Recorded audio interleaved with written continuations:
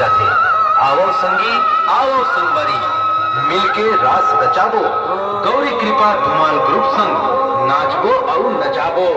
छत्तीसगढ़ के ख्याति प्राप्त धुमाल पार्टी गौरी कृपा धुमाल ग्रुप जेकर प्रोप्राइटर है भाई विनोद कुमार। मोबाइल नंबर 9300475814 और पता शीतला मंदिर गोवर्धन चौक बैगा पारा दुर्ग।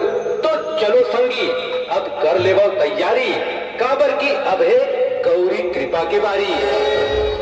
1 2 3